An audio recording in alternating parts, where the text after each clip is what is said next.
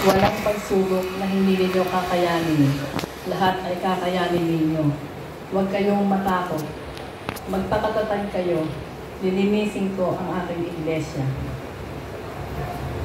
Amen. Good morning mga kapatid. Excuse me.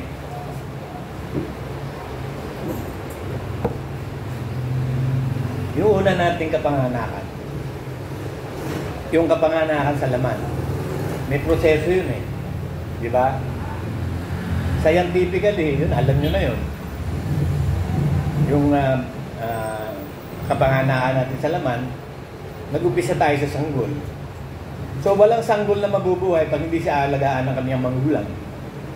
Hindi katulad ng mga hayop. Pag pinabayaan, pwede. Pero ang tao, never. Kailangan may mag-alaga sa'yo para mabuhay ka ng maayos. Ngayon, depende sa environment at saka sa magulang. Halimbawa dito sa amin, ang environment dito, lahat dito siga. Ito yung nung araw na na Little Tokyo, kung tawagin sa aming nakapili rito, maraming guerrilla. Sa madaling salita, pangit itong lugar na to. So dito ako lumaki sa napakapangit na lugar. Nandito na lahat ng bisyo, sugal, babae, away, drugs, lahat na. Lumaki ko sa kalye. So na-influence ako ng environment ko at ng mga tao nakapaligid sa akin. Nung lumaki na ako, yun. Kasi kapag bata pa, hindi makapagpapasya ang bata eh. Ang magpapasya sa kanya, yung kanyang mga magulang. Katulad ng mga anak natin, kung makasama natin ang mga anak natin sa pagsamba, kasama natin sila. Na-influensya natin sila. Nagiging Kristiyano rin sila. Pero pagdating ng pagtanda na nila, yung sila na yung pipili, akala natin yung anak natin ay talagang Kristiyano pala. Nung bandang wala, hindi pala. O yung akala mong hindi Kristiyano, Kristiyano pala. Kasi pag lumaki na, tsaka na siya magkakaroon ng decision making. Ganon din ang pagiging spiritualidad natin eh. May proseso ang kapanganakan natin, sa unang kapanganakan sa lupa, may proseso. Magiging sanggol ka, painumin ka muna ng gatas ng ina. As time goes by, pakakainin ka na ng susustansyang pagkain. May kasama na kung ano-ano mga Cerelac. Pag lumalaki ka na, pwede ka na kumain ng kanin at ulam. Pwede ka na kumain ng matitigas na ulam, ng mga karne. Hanggang sa lumaki ka ng lumaki, nagbibinata ka, nagdalaga, hanggang sa nagkaroon ka ng asawa o walang asawa, ibig sabihin, nag-matured ka. Ganon din ang spiritualidad eh. Nung isilang tayo, sanggol din tayo kay Kristo eh. Kaya lang, hindi, ang yung kapanganakan natin, hindi na sa laman. From above na. Kasi ang kapanganakan natin dito sa lupa eh. Pinanganak tayo ng nanay natin dito sa lupa. So ang, excuse me, ang umimplemensya sa atin, yung paligid natin, unang-una, yung bahay nyo.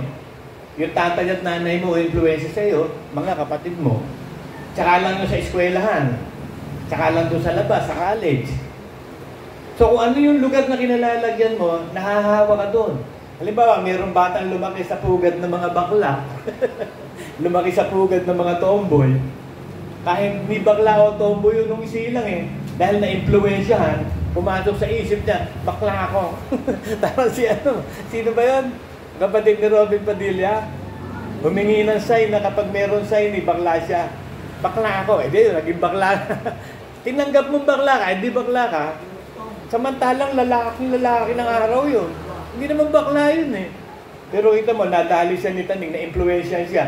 Kasi ang magulang natin nung una, nung isilang tayo dito ng laman, demonyo. So ang influensya sa'yo, natural, demonyo. Yung tatay mo. Ang magpapalaki sa'yo, yung tatay mo. Para lalo ka maging masama, yung masamang magulang, influensyahan ng demonyo. Lalo magiging masama. So ang bata nagre-rebelde, pagdating sa labas, naghahanap ng pagmamahal, wala sa loob ng bahay. Matatagpuan sa barkada. Eh ano ba mahihita mo sa barkada? Eh puro kasamaan din na idudulot nun. Kaya tayo ngayon, we are born in the family of God. Isinilang ka spiritually. So hindi ka rin mabubuhay kung hindi ka alagaan ng magulang. At ang magulang mo na yung Ama sa langit na. At meron na tayong panganay na kapatid, si Kristo na. At meron na tayong mga bodyguard. Nung araw, wala tayong bodyguard eh. Mga fallen angels yung umiikot, ali-aligi sa atin, masasamang espiritu. Pero nung maging Kristiyano ka na, binigyan ka ng guardian angel ng Diyos. Merong itinoka sa iyo na mag-aalaga sa iyo. Ngayon, as time goes by, inaalagaan tayo ng sanggol pa lang. Kaya kita mo, minsan na-aksidente kayo ng bata, hindi kayo namamatay. Merong nagpuwersang gumagalaw sa inyong paligid. Kasi alam na ng Diyos na ikaw ay magiging Kristiyano. Ako nung bata, alam nyo, ang dami kong aksidente. Kasi batang kali ako eh. Ang aga-aga kong nagbaroon ng vices, sugal. Tapos, bandang uli, nung nagbinata na, durog na, babae, lahat na. Lahat ng kasamaan na experience ko. Eh, nung dumating na yung time na meron palang kalooban ng Diyos sa akin na may calling ako, o binago ng Diyos ang buhay ko, siya nagbago. Ako hindi ko mabago ang buhay ko, yun ako eh. Yun na ako eh. Pero ngayon, nang baguhin tayo ng Diyos, binigyan tayo ng isang bagong pagkatao, nagsimula ka sa pagiging sanggol. Ang iinumin mong gatas, gatas ng salita ng Diyos. Ngayon, habang tumatagal ngayon, kinakailangan matuto ka ng kumain ng matitigas na pagkain. Matuto ka ng kumain ng mga mapapait na gulay. Nung bata ako, hindi ako kumakain ng gulay. Puro islang pritos lang ako. Hindi kami pinalaking pakainin ng gulay. Ayoko naman ng gulay. Ngayon, gustong-gusto ko na gulay kasi na-realize ko, dapat pala gulay ang kainin. Pero nung bata ka kasi, kung ano yung pinakain ng magulang mo sa'yo, doon ka ngayon masasanay paglaki mo. Pag natuto na tayo influensyahan na tayo ng Espiritu Santo, tinuturo na ng Espiritu kung anong dapat mong gawin sa buhay mo, kung ano kakainin mo, ano dadamitin mo, paano pagkilos mo, tinuturuan na tayo ng Diyos. Nagsimula din tayo sa pagiging sanggol. Yung iba naman sa pagiging sanggol naman, ang tagal lumaki.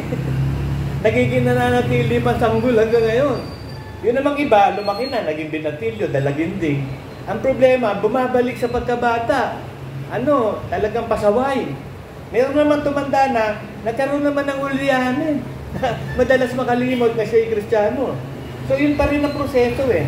Yung proseso ng unang pagkasilang mo na laman, ganun din naman ang proseso ng spiritual. Kaya lang may gagabay na sa iyo ang Diyos. Noong araw, walang gumagabay, demonyo eh. Kung ano sabihin ng demonyo, ginagawa natin. Ngayon naman, kung ano sabihin ng Espiritu sa atin naman, sinusuway naman natin, pinaiiyak naman natin. Kinakailangan matutunan natin, we must grow in faith, from faith to faith, from glory to glory. Kailangan i-attain mo yun. Kailangan you have to catch the wind of the Spirit. Kung ano ang gusto ng Espiritu, yun na ikakatch mo. At ang gusto ng Espiritu Santo, maging matured na tayo. Huwag tayo matakot. Ang Diyos ang bahala sa atin. Ang pipiliin mo lang, maging matured ka. Sabi sa 2 Corinthians 3:18.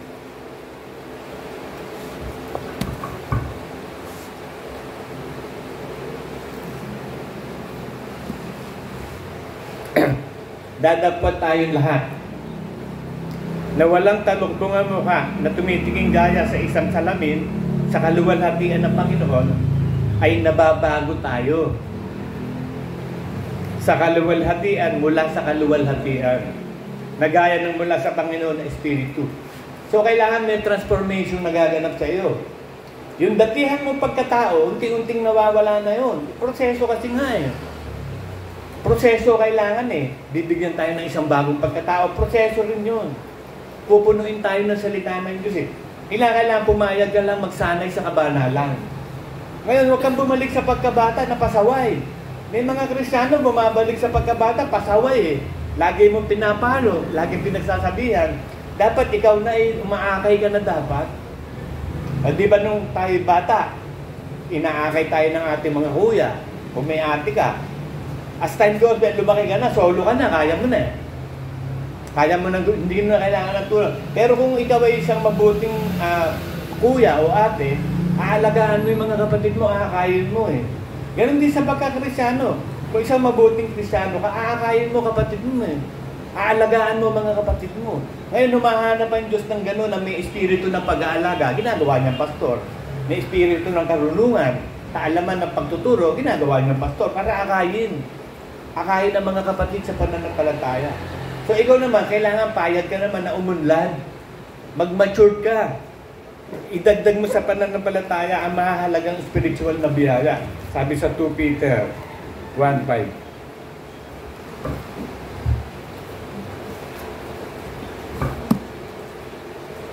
Oo. At dahil din dito sa pagkadagdag sa ganang inyo ng buong sikap. ay ipamahagi ninyo sa inyong pananampalataya. So, nung sanggol tayo, hindi pa tayo pwedeng manampalataya, sanggol pa eh. Nung lumaki na tayo, nagkaroon na tayo ng isip, binigyan tayo ng Diyos ng free will. So, pinili natin maging Kristiyano. Tsaka lang tayo naging sanggol sa Espiritu noon. Ngayon, nung naging sanggol tayo sa Espiritu, pinaiinom tayo ng Ama, ng gatas na salita, sa pamamagitan ng Espiritu Santo. Kaya unti-unti tayong lumalaki. Ngayon, ikaw ngayon, habang nagmamature ka sa pagiging Kristiyano, payag ka na idagdag sa pananampalataya mo ito. Idagdag ninyo sa inyong pananampalataya ang kagalingan. So, dapat mag-aral ka, magbasa ka, mag-meditate ka. Kailangan magaling ka sa Word of God. Kailangan alam mo yung gagawin mo, parang eskwelahan din yan eh. Pag hindi ka nag-aral, pag nag-exam, baksa ka. Wala ka maisasagot. Puro itlog, puro kamote iuwi mo. Hindi ka nag-aaral eh. Ayaw mong galingan eh. Ganun din sa pagkakristyano. Kailangan alamin mo kung ano dapat gawin. Intindihin mo mabuti, sinasabi ng Espiritu. Pag naiintindihan mo yan, magiging magaling ka dyan. Kasi interesado ka na malaman kung ano dapat gawin. Magiging magaling ka dyan. Kasi ano ba pagtutuunan mo ng isip? Meron pa bang iba? Natagpuan mo na yung buhay mo eh. Yan na yung buhay mo, pagiging anak ng Diyos. Tuloy-tuloy mo na. Kanang bumalik sa dati, sa laman. Mabuhay ka na sa Espiritu. At ipamahagay ninyo sa kagalingan naman ay ang kaalaman. Yun ang hinihingi natin lagi, Espiritu ng kaalaman, kaunawaan, karunungan, Espiritu ng kapahayagan. Kasi pag wala kang alam, natidisgrasya ka. My people perish because of lack of knowledge. Ang bayan ng Diyos napapaniwala dahil sa walang kaalaman. Kaya ibinigay ang Espiritu Santo, binigay sa atin ng kaalaman. Binigyan ka ng Espiritu ng kaalaman, Espiritu ng kaunawaan, karunungan, galing sa Espiritu Santo lahat yun. At sa kaalaman naman ay ang pagpipigil. So pag alam mo na gagawin mo, alam mo na susundin mo, o tigilan mo na ang sarili mo. Halimbawa, alam mong pag tumalon ka dyan balon ng tatalunan mo ba't ka tatalon? Alam mo na nga na yung sabi ng Diyos, hindi dapat gawin, ba't gagawin mo pa? Maging marunong ka, maging magaling ka sa kaalamang binibigay. Tinuturo ng Diyos sa atin lahat ng gagawin tayo naman, nagiging pasaway. Merong mga Kristiyano na hindi nasanay sa ikapot-handog. Kailangan pa pukpukin mo ulo para maging matino Ayaw magsanay sa pagsamba. Ayaw magsanay sa kabanalan. Dapat lumalaki ka, umuunlad ka. May pagpipigil ka sa sarili mo na alam mo, napigilan ng sarili. Susupilin mo ang laman para magawa mo kalooban ng Diyos. Hindi, pumapayag ka Pinahintulutan mo yung datihang pagkatao. At sa pagpipigil ay ang pagtitiis. Bibigyan ka ng Diyos ng pagtitiis para mapigilan mo. Kasi kung walang pagtitiis, hindi ka makakapagpigil. Kaya binigyan tayo ng long suffering. Yun ang bunga ng Espiritu Santo. Mahabang pagtitiis. Bakit? Mahabang labanan Habang buhay ka, walang tigil ang labanan. Kaya ang ginagawa nga ng Diyos, pinabibilis na niya ang araw Pinabibilis na niya ang ikot ng earth para sa mga hinirang Kasi pagdating ng rapture, maiiwan yung mga hinirang ng Diyos, yung mga Israelita. So lalong pabibilisin yun dahil baka umayaw na. Kasi ang maghahari na, Antikristo, kawawang-kawawa na sila. Kasi puro kabuktutan ni Satanas Alam ni Satanas, konting panahon na nang nalalabi. Pagdating ng tribulation period, ibabaksak siya dito ni Michael Babaksak dito si Satanas, ipoposes niya Antichrist. Lahat ng one-third angel niya, gagawa ng kalagiman dito sa mundo, sa tsaka siya konting panahon na lang, kaya hurumintado na siya. At sa pagtitiis naman ay kabanalan. So kapag nasusunod mo na Word of God, banal ka na, nababanal ka. Kasi ang utos ay banal, matuwid at mabuti. Sinusunod mo yung kautosan ni Kristo, nababanal ka. At sa kabanalan ay mabuting kalooban sa kapatid. So ito yung kabanalang ibinigay, katulad tayo ng Panginoong Hesus na napakabuti sa kapatid. At sa lahat ng tao, lalong-lalo na nga sa kasambahay sa pananampalataya. Excuse me. Kasi magiging mabuti tayo sa lahat ng tao, lalong-lalo na sa kasambahay sa pananampalataya. Doon lalong ibigay ang tunay na pagmamahal at pag-ibig mo. At sa kabanalan ay ang mabuting kalooban sa kapatid, at sa mabuting kalooban sa kapatid ay ang pag-ibig. Ang pag-ibig kasi ng Diyos, yun ang dapat pag-ibig natin, hindi yung pag-ibig natin nang gagaling sa sarili. Kasi ang pag-ibig ng Diyos, kahit gawa ka ng masama, mabuti pa rin ang kalooban mo. Kahit ano gawin sa iyong kasama, hindi ka gumaganti ng masama. Yun na yung mga karning pagkain. Yun na yung mga mapapait na gulay na dapat mong kainin. Nagmamatured ka na. Hindi ka na natiling sanggol o dalaginting o binata. Binatilyo, nagbinata ka, nagdalaga ka. Hanggang sa maging ama ka o ina. Na responsable na, matured na. Pwede ka na mag-alaga ng anak. Pwede ka na asikasuhin ng pamilya. Pagpapala ka na. Paano mo malalamang pinagpapala ka? O di pag nagpapala ka, pag nagpapala ka na, ibig sabihin pinagpala ka na. Binigyan ka na ng pagpapala, ikaw naman na nagpapala. Kasi wala kang ibibigay kung hindi ka bibigyan. Kaya malalamang pinagpapala ka, nagpapala ka na sa lahat ng bagay. Nagmamatured ka. Natuturuan mo asawa at mga anak mo ng tamang aral ng Diyos, naaakay mo sila sa pagsunod sa Diyos. Matured na matured ka na. Pagdating sa lahat ng bagay, marunong ka mag-manage. Yung mabuting asawa, galing sa Diyos yun. Pag ang asawa mo hindi mabuti, hindi galing sa Diyos yun. Sabi sa Proverbs 19:14. Basahin natin.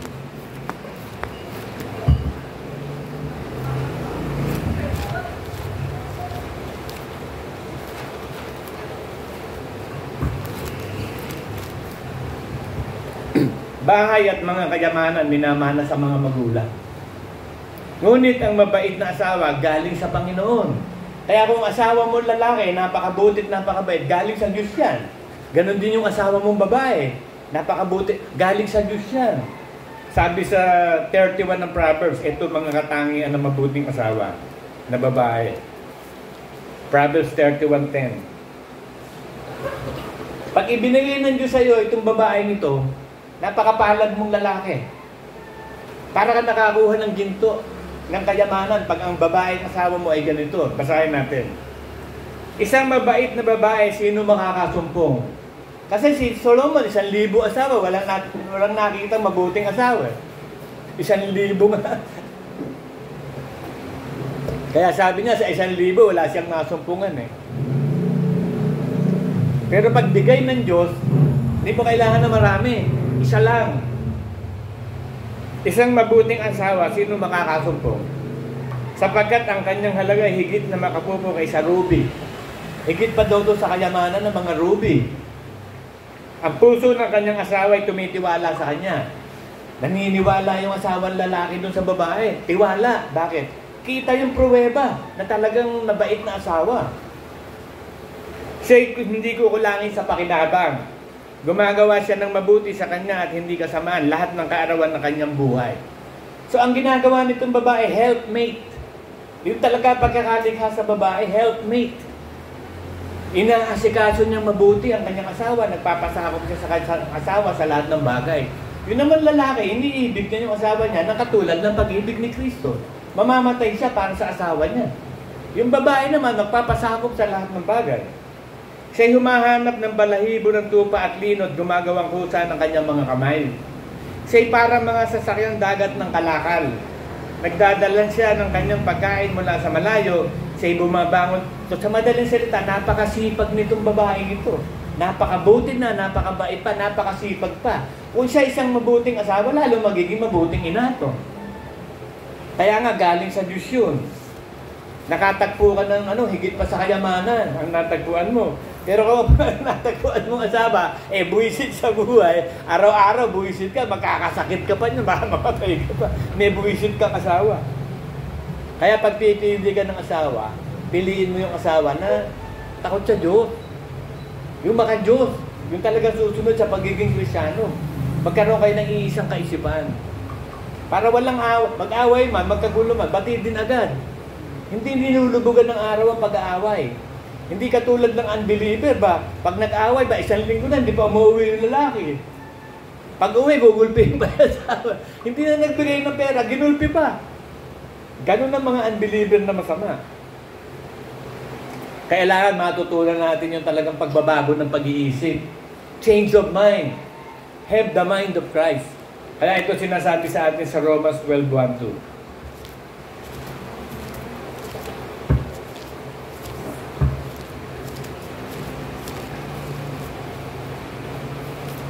Kasi kahit Kristiyano ka pa, pwede mo pa rin pakilusin yung dati mong isip, nandiyan pa rin yung dati mong pagkatao.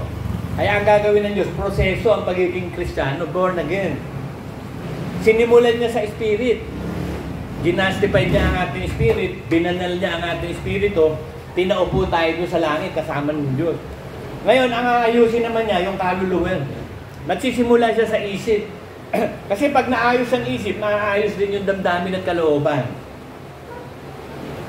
Ito sabi niya, kaya nga mga kapatid, ipinamamanhi ko sa inyo, alang-alang sa kahabagan ng Diyos na inyong iharap ang inyong katawan na isang haing buhay, banal na kaaya-aya sa Diyos na sa inyong katampatang pagsamba, at huwag kayo magsiyaw sa sanlibutang ito.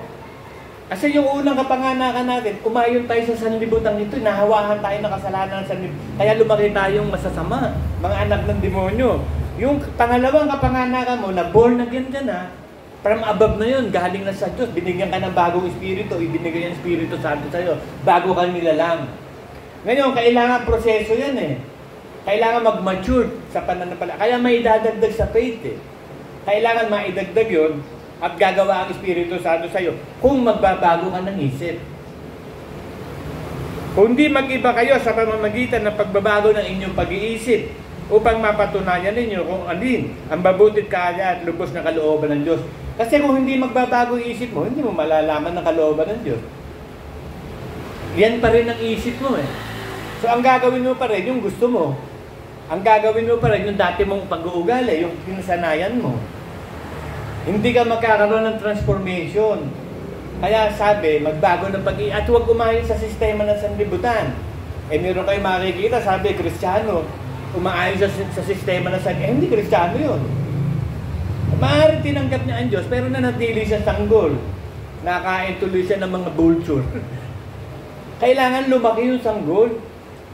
Palakihin nyo ng masasarap na nutrisyon ng salita ng Diyos. At pag nakakakain na ng mga karning mga matitigas, katulad ng love one another, ang sahib love you. Matigas na karnihan. Love your enemy. Huwag kang gaganti ng masama sa masama. Puro karni na yan eh. Mapapait na gulay na yung kakainin mo. Pero kung tunay kang Kristiyano, kakainin mo pa. Yun ang maturity. Nag-matured ka. Natutunan mo talaga kung ano ang kalooban ng Diyos. Nagbago ka ng isip, naiintindihan mo kung ano gagawin mo. Magkakaroon ng times of refreshing, sabi sa Acts 3:19.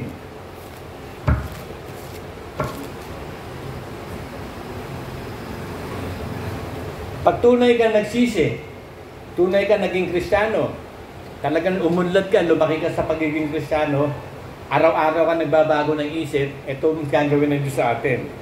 Kaya nga, magsisi kayo at magbalik loob upang mapawi ang inyong mga kasalanan, upang kung magkagayon ay magsidating ang mga panahon ng kaginhawaan mula sa harapan ng Panginoon. Times of refreshing, kasaganaan sa espiritu, sa kaluluwa at katawan. Katulad nung kasaganaang nagpe-pray sa Tridian ni ano. Basahin natin yung Tridian. Yung prayer ni Diyan sa kanyang matandang kayo, si Gayo. Ito sabi niya, ang matanda kay Gayo na minamahal na aking iniibig sa katotohanan, minamahal aking idinadalangin na sa lahat ng bagay ay guminhawa ka at bumuti ang iyong katawan na gaya ng pagginhawa ng iyong kaluluwa. Kasi pag nag-iidid na, alam nyo, ang dami ng sakit na nararamdaman. Kasi kapag sumasakit ang katawan natin, apektado kaluluwa. Apektado kaluluwa. Bakit? Eh, yung katawan, nandun yung kaluluwa sa loob ng katawan eh. Kaya si Kristo, nakita niyo yung hirap na dinaanan ni Kristo. Grabe yun. Gusto niya nga iwasan eh. Ang hirap nun. Biruin mo yung saksakan ka lang ng corona tinik, kada kagagalaw, babaon yun. Paluin ka pa ng 30 na kable. 30 na palo, nakakabiyak-biyakan ng hataw sa likod niya. Tapos gulpihin ka ng 600 na soldier. Tapos pagbuhatin ka pa ng cross, hindi na nga nabuhat yung cross eh, sa hirap eh. Tapos nauuhaw yung pinainom sa iyo, apple cider. Biruin mo, hirap yung tapos tinatatwa pa siya ng lahat. tinutuya pa siya yung mga dumadaan doon. O ayan, ang galing-galing mo ha. Nagpapagaling ka ng may sakit, ang galing mo. O sige nga, bumaba ka nga dyan. Tinutuya pa. Bumaba ka dyan, pakita mo magaling ka. Ang daming hirap na dinanas ni Kristo. Ganon din tayo. Pero mapalad kayo. Huwag kayo inuusig dahil kay Kristo. Ganon din ang ginawa kay Kristo. Una akong inusig ng sanlibutan. Kasi hindi ka na taga sanlibutan eh. Na born again ka na eh. Pangalawa ka ng kapanganakan sa Espiritu. Yung una mo kapanganakan, barkada mo yun eh. Barkada mo si Satanas. Lahat ng barkada, mahal na mahal ka ng sanlibutan. Bakit no maging Kristiyano ka na habang lumalaki ka, kasabi mo sa, ba't wala na akong ginagawa, galit sa akin? Sa opisina, wala ka namang ginagawa, galit sa iyo, office mate mo, kapitbahay mo. Wala kang ginagawa, galit na galit sa iyo. Tapos bakit? Iba na espiritu mo eh, may Holy Spirit ka na eh. Eh yung nakapaligid sa iyo, mga espiritu ng demonyo nandun eh. Kaya ipe-persecute ka dahil si Satanas ang persecutor of the brethren.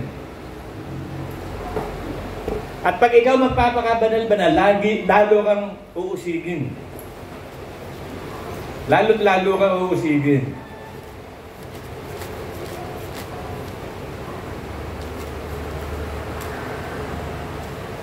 Ang nagpapakabanal-banal, sabi ng Diyos, ay uusigin. Pag pinili mo na mag-mature ka na, magpakabanal-banal, patay ka, uusigin ka ng todo. Kasi ayaw ni Satanas yun eh, na mag-mature. Kasi pag nag-mature ka, katulad ni Kristo, hindi niya kaya eh. Kita mo yung temptation ginawa niya kay Kristo?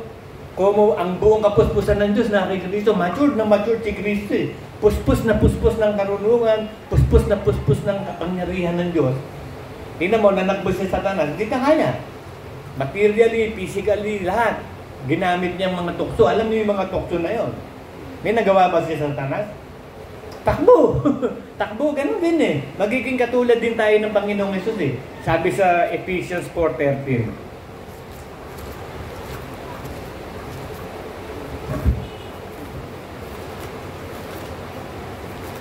Submit to God, resist the devil, and the devil shall flee. Paano mo mariresist ang demonyo kung mahina ka, hindi ka marunong?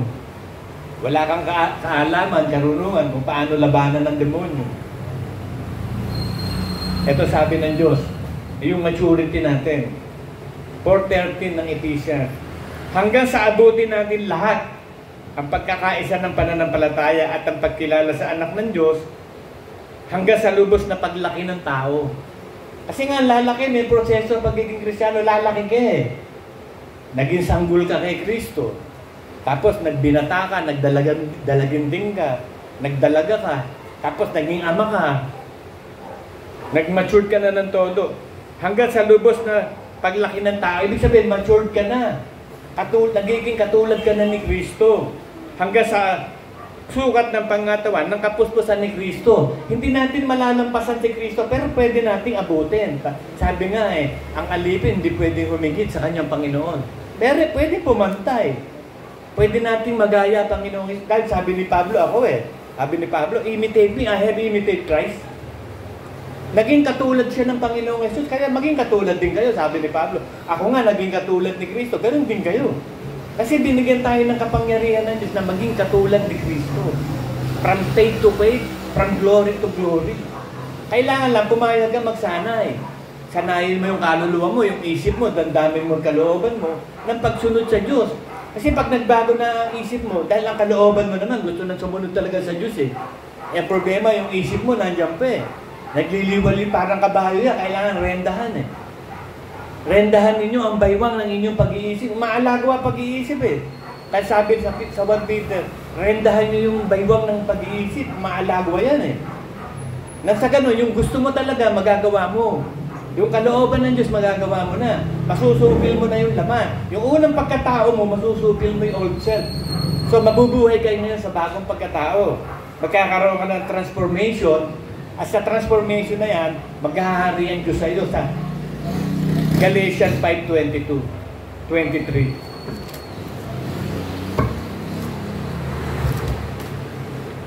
Malalaman mo na nagmamature ka na, halimbawa, wala namang bunga na kahit anong bunga ng puno, ng prutas na antimano, malaki na eh.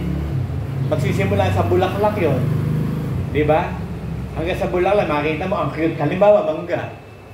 Makita mo yung bulaklak ng mangga. Ang cute-cute nung maliit na mangga. Pero maliit pa rin siya. Pero matibay siya nakadikit sa sanga.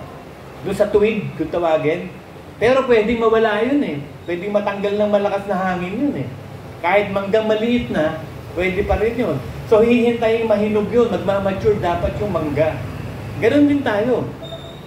Sanggol tayo, naging dalaginding, binatiling, naging dalaga, binata, naging matured. So kailangan mahinog na tayo. Para malaman mo na hinog ka, kasi yung bunga, ano yan eh, may bunga eh. Kailan makita yung bunga na lahat ng karakter na yun nandun. At yun ang bunga ng Espiritu Santo tumitira sa atin. Para malaman mo matured ka na talaga, tignan mo kung naghahari na sa iyo yung bunga ng Espiritu. So dapat ang bunga ng Espiritu ay pag-ibig. So ibig sabihin, nadagdag na sa faith mo yung kagalingan, kaalaman, pagpipigil sa sarili, pagtitiis, pag-ibig sa kapatid, pag-ibig sa lahat ng tao. Meron ka na talaga pag-ibig ng Diyos. Katuwaan. Kahit ano nangyayari sa iyo, masaya ka. Hindi mo iniintindi yung mga persecution. Kapag kahit nasakit sa iyo, lahat ng katawan mo masakit, masaya ka pa rin. Hindi mo iniintindi sakit ng katawan. Katulad ni Stephen. Namatay si Stephen, hindi niya naramdaman yung sakit ng kamatayan. Bakit? Maligaya siya, nakita niya ang Panginoon sa langit. Tumuhod pa sa kanya eh. So, ganun tayo eh. Alam niyo, itinuturo ng mga doktor yan ngayon. Para gumaling ang sakit mo, maging masaya ka. A merry heart is a medicine, sabi, to the body. Tinuturo din ng mga doktor na ngayon, ng mga spiritual na bagay. Huwag ka masyadong mainis, maha-high blood ka, mahatata ka. Masama yan. At daming cortisol na paano sa katawan mo. Madami, magkakasakit ka, mamamatay ka pa. Tinuturo na rin nila ngayon yan eh. Kapayapaan. So, ibig sabihin, kahit anong sitwasyon, learn to be peace. To have peace. Magkano ka ng kapayapaan? Katulad ng ginagawa ko, ako'y walang kapayapaan eh. Kasi humuhugong ang tenga ko, paano ka mapapayapaan nun? Minuto, segundo, humuhugong ang tenga ko. Ano gagawin ko doon? Eh di kaibiganin ko yung hugong. Be friend ako doon, di kaibigan ko na. So hindi ko na pinapansin yun. Payapa na ako, ay maghuhumugong ka. Wala akong pakialam sa iyo. Humugong ka na humugong. Eh di hugong lang ho. Ngayon nga, humuhugong eh. Hindi ko iniintindi. Magkaroon ka ng kapayapaan. Kasi malalaman mo lang ikaw payapa pag maingay. Payapa ka pa rin kahit maingay. Yun ang training sa akin eh. Kahit ang gulo, kahit ang ingay, payapa ka pa rin. Kasi minessage ni Lord sa akin na kay Brother Manny. Napanaginipan ko talaga yan eh. Nakaupo kami sa isang napakalaking bato, na iisang bato lang sa gitna ng dagat. Ba ang katabi ko si Brother Manny. Sabi ko, Brother Manny, saya-saya niyo ah. Ganda-ganda ng aura niyo ah. Eh siyempre, payapa ako eh. Yan ang huwag mong kalilimutan, Larry. Sa bawat sandali ng buhay mo, payapa ka. Sa bawat sandali ng buhay mo, payapa ka. Kasi ang kapayapaan ni Kristo mag-iingat sa atin. Mag-pray ka lang lagi. Sabi sa Philippians 4:6.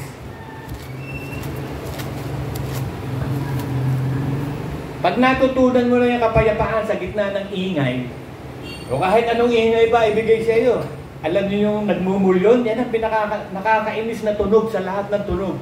Narinig niyo ba yung nagmumulyon ng bakal? Irritative yun, sakit sa tenga no, sa ulo. Yun ang naririnig kong hugong. Yung gano'n, kaya nakantindi nun. Pero napaglabanan ko sa tulong ng Diyos.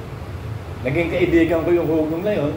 Natutunan ko maging mapayapa. Binabalikan ko lang yung message ni Brother Manny sa akin. Ito sabi, huwag kayong mabalisa sa anumang bagay.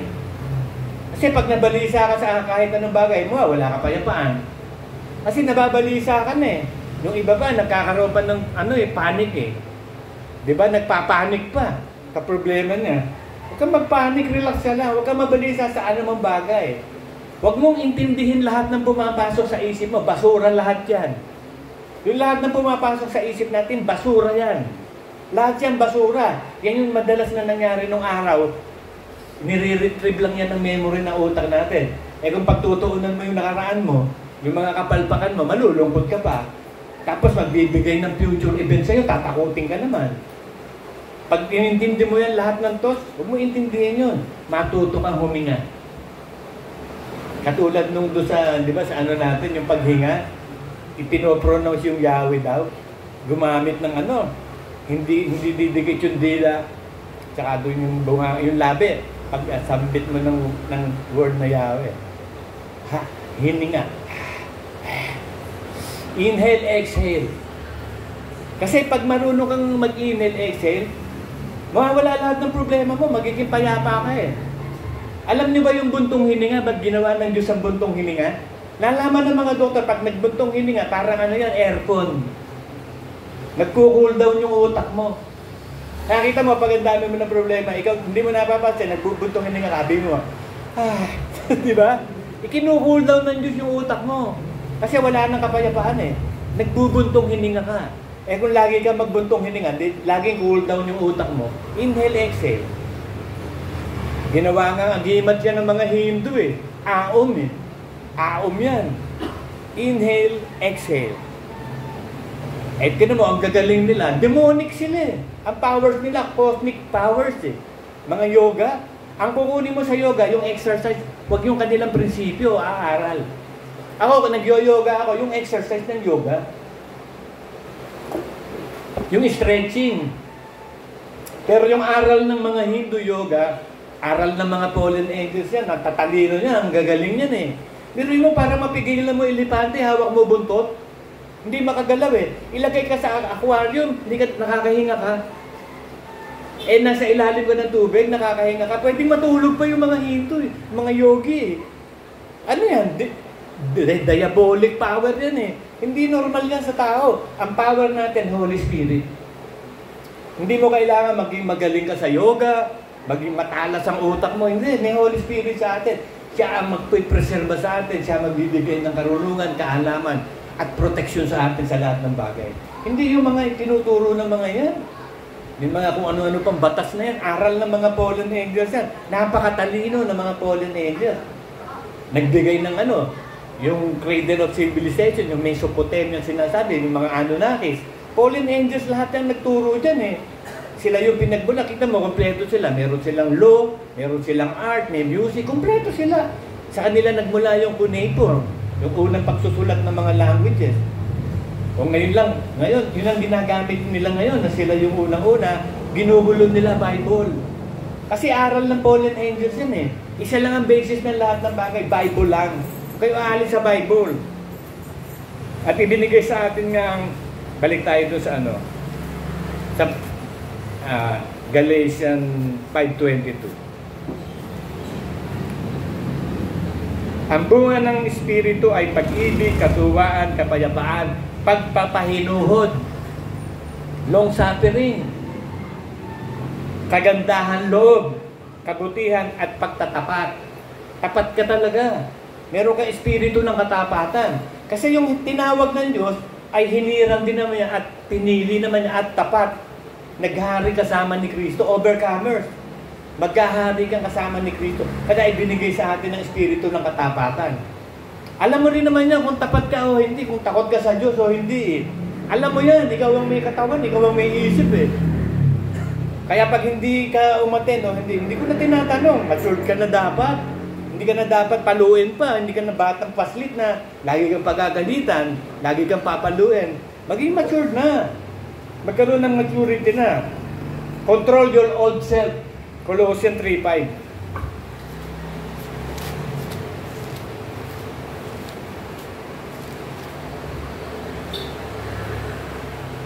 Patayin nga ninyo ang inyong sangkap ng katawang nasa ibabaw ng lupa. Pakikiapid, karumihan, masamang pita, masamang nasa kasakiman, at yung pagsamba sa Diyos-Diyoson, na dahil sa bagay na yan, dumarating ang kagalitan sa mga anak ng pagsuway. So huwag kang mabuhay na sa laman. Control the flesh. Gamitin mo ang kaisipan ni Kristo. 1 Peter 4:1.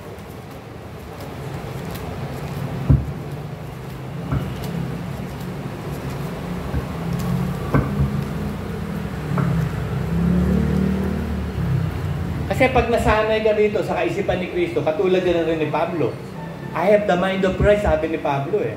Imitate me. I have to imitate Christ. Wala naman tayong i-imitate, kundi ang Diyos lang, si Kristo eh. Wala naman tayong gagawin na mabuti, kundi si Kristo pa rin. Ngayon, pag natutunan mo to, nasanay ka na rito, na controlling the old self para mabuhay yung bago, kahit anong sitwasyon, hindi ka magagalaw na kahit nabubuhay ka sa Espiritu. Tignan mo yung Espiritu, kahit anong sitwasyon, hindi magagalaw. Tulad yung hangin ngayon, mahangin. Pigilan mo kung mapigilan mo hangin. Tagain mo kung matataga mo. Hulihin mo kaya, talian mo kung matatalian mo. Hindi. Ang Espiritu parang hangin, hindi nagagalaw ng anumang bagay. Pag nabubuhay ka na sa Espiritu, hindi ka magagalaw ng kahit anong bagay. You have the mind of God. Ito sabi, 1 Peter 4:1, kung paano nga si Kristo nagbata sa laman, ay magsanda ka din naman kayo ng gayong kaisipan. Para labanan daw ang dating pagkatao, magkaroon ng kaisipan ni Kristo. Ito, Word of God. Lahat ng itinuturo, yun ang gagawin mo. Sapagkat siya na nagbata sa laman, nagpatigil sa kasalanan. So 119:11 ang sound.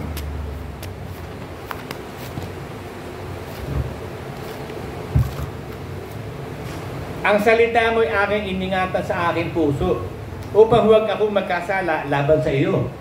So if you have the mind of Christ, magbabago ka ng isip, aalamin mo na lahat ng kalooban ng Diyos.